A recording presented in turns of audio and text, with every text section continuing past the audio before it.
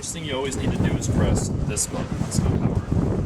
Good. Step number 2 is to level the platform out with the ground until you see the green light on the base. Okay. So put one foot up there. Now look straight forward and only using your legs, step the rest of the way. Good. Now you just want to gently shift your weight to your toes. You're going to start to move towards me. Loosen your hands, okay? Loosen your grip, let your shoulders fall, look straight forward. Shift your weight back to your heels. Come to a stop. Keep your weight back in your heels. You're going to start to go in reverse. I'd like you to move towards me. Let's come to a stop right here. You're going to try and stand still for a second now, which is never really going to happen. If you're rolling backwards and you don't want to be rolling backwards, you want to do exactly what you did just right now, right? Exactly. Like I said, you're never going to stand perfectly still. Don't expect to stand perfectly still. You're kind of treading water is the way I'd put it. You can hover over a spot, but you'll never be glued to it, okay? Bend your knees just a little bit now, and I want you to gently rock this back and forth in place underneath you.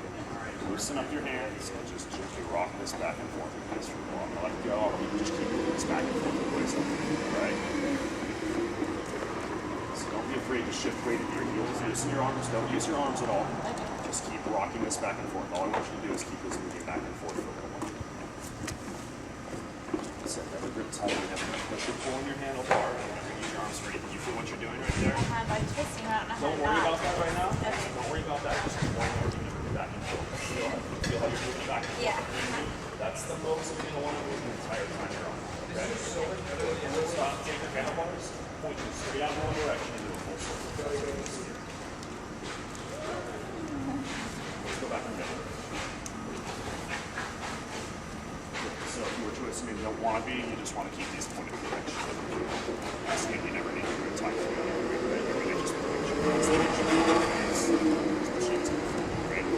Now when you're ready to step off, I want you to open your hands, look straight forward, and step straight back one foot right after the other. Good. If you hold this for 3 seconds, that's going to shut it off. Just going to lie back down. Already have the sheet going. Just right back where we started. It's really crazy at first, like you don't know what you're doing, but then once you get it, it doesn't feel bad anymore. It's pretty easy. After about 10 or 15 minutes, you usually just kind of learn to relax and stop thinking about it, and it's really intuitive from then on out. Fun. Yeah. Yeah. A little nervous, but it'll be fun. I think, yeah, I want to make sure I can still like drive around. You will. Not just I go. think once you get on it for a few minutes, you sort of just acclimate, just like you do when you rollerblade. Yeah. You just acclimate to it Well, and kind of forget walking. Lest you forget, I can't rollerblade. Wow. Or bike. Or ice skate.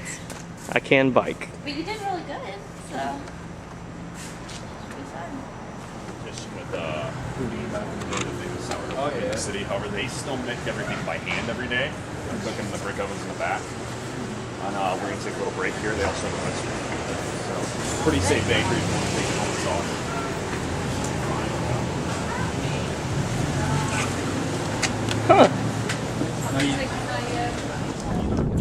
Underneath the helmet, if you can't fit it over it, you stay so much warmer if you have that on. Yeah, right back here is usually fine. This wall protects it pretty well. So we come back here to see a handful of things. The first of which is the Jeremiah O'Brien there, which is the only fully restored Liberty ship in existence. Actually loosens the back. The Liberty ships being the ships constructed during World War II in factories that did not typically build ships. The Bay Area had 2 of those factories. One was in Sausalito, the other one was over in Oakland. This was the most active shipbuilding port in the world during World War II. The main reason for that is every one of those factories would put a ship out to water at least every 60 days. This ship was built in Portland, Maine in 56 days, which I don't know about you, but that seems absolutely unreasonable to me. I don't even say fast, I just say unreasonable. In fact, I actually, when I first started doing this, I had a retired Navy man come on one of my tours. And we left here, he came up and started talking to me. He's like, you know, Jerome, I was actually on one of the Liberty ships. Said he was out in the South Pacific during World War II. He starts talking, he's like, you know, honestly, getting attacked, that kind of thing, never even crosses your mind. He's like, you wouldn't even consider something like that when you're out to water. So the only thing that actually kind of terrified me and got under my skin a little bit was the fact that my ship was built in only 60 days. Yeah, that's true. Exactly how I would feel too. The scariest part about that equation was actually 60 days to the lowest possible bidder. just a terrible way to make anything, let alone a warship. And that's why there's a nice collection of these at the bottom of the ocean right now. A lot of them didn't last very long.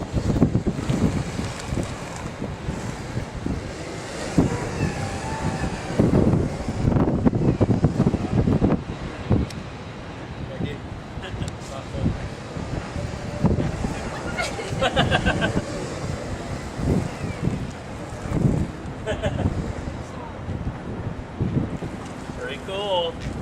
It should come right past me.